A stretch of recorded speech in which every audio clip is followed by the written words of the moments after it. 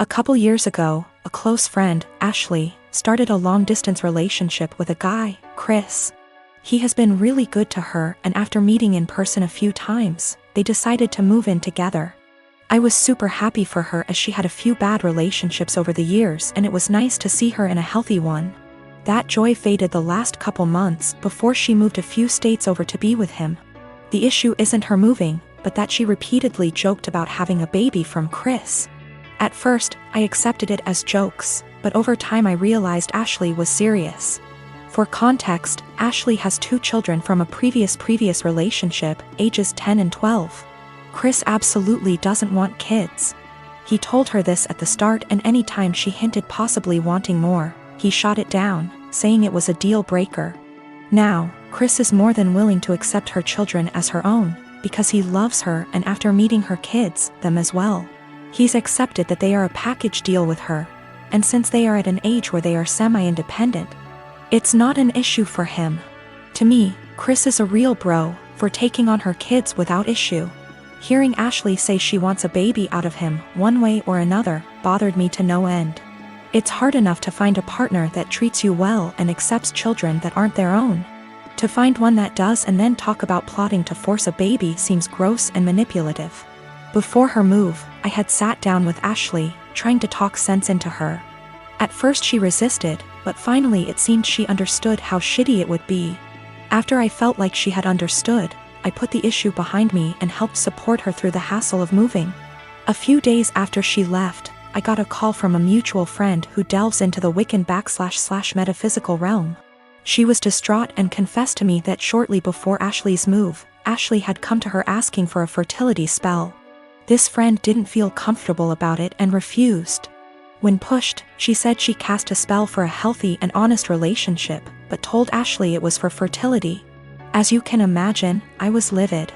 I messaged Ashley, confronting her about what I learned, and she laughed it off as she was desperate, but magic is fake anyway. So what's the harm? She then let it slip that since Chris was planning on getting a vasectomy in a few months, she had poked holes in their condoms as a last-ditch effort. At that point, I couldn't stay silent. I gathered up screenshots of all the conversations over the last few months and sent them to Chris. He understandably freaked out and kicked her out. Now, Ashley hates me because she was kicked out after a huge move and didn't have a job or money to make it back. She said I'm a terrible person for putting her and her kids out on the street. I had been with Carrie for 10 years, best friends since we met at the age of 12 in high school. We had tons of amazing memories. We've traveled to several countries together and made long-term work for 3 years while separated due to studies. Last Thursday I proposed to her in St. Lucia, not in front of anyone mind you, I wanted it to just be private. She didn't say anything and I was thinking, oh shit, did I say or do something wrong? She started crying and said she had something to explain to me. She didn't want to marry me because she'd been sleeping with the coworker she said was just a friend for around 3 months. She said she rationalized it was just a thing that would pass, but it's continued, and she said she loves me so much. More than I'll ever understand, that I've helped her so much and she doesn't even know why she has done this.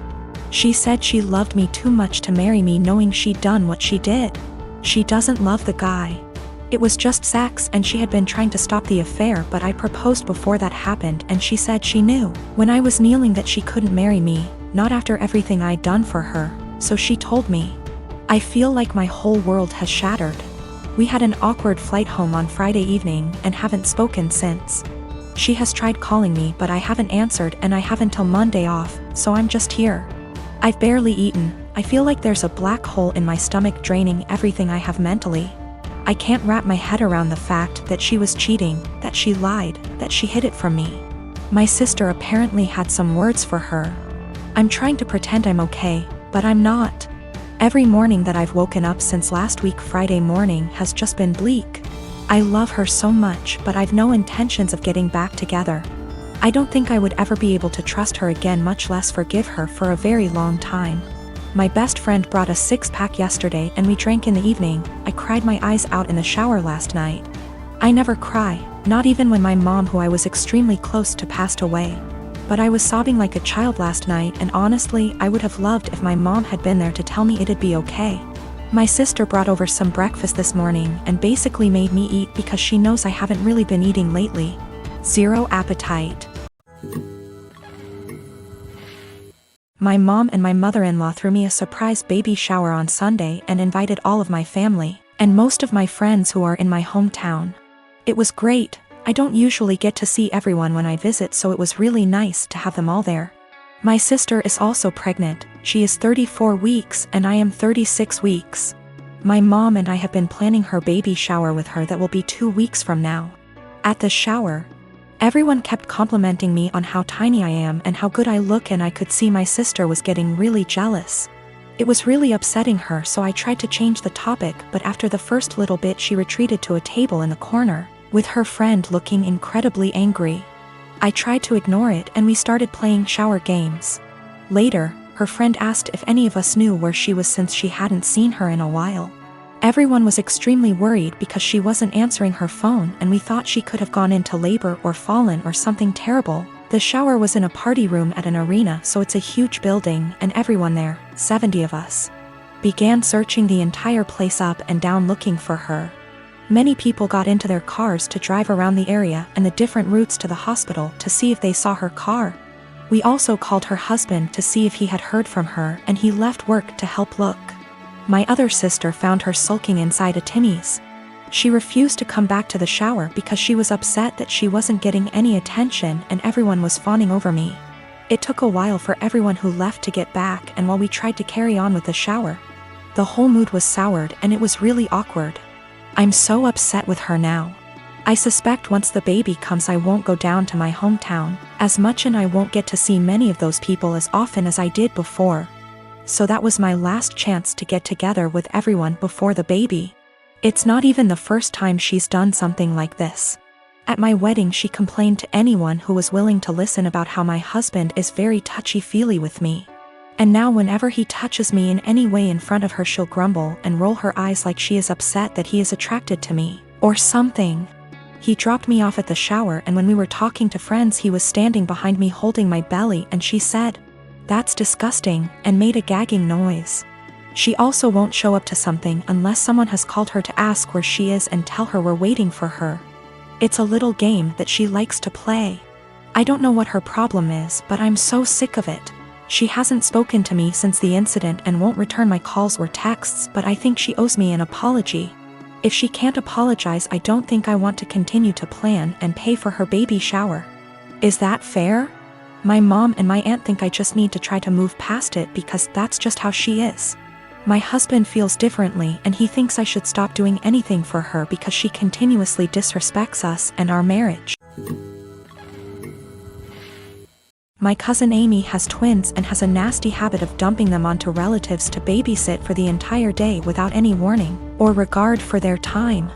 I have a very strained relationship with her, but because my mom's side of the family demands that we all remain close-knit, so I have no choice to tolerate her. When she initially gave birth to them, she teased me that I'll have to take on babysitting duty from now on. I'm no good with kids, so I remarked to her that if I ever have them, I'll train them, not babysit. She brushed me off. The kids now are hella destructive and loud, pulling out stuffing inside furniture, holes inside walls, smashing anything glass and porcelain, screaming louder than a fire alarm. You name it. When it was my first turn to deal with them, I immediately walked with them to the store and grabbed the biggest bag of M&Ms I could find and trained them so that every time they follow my orders and behave, they get one.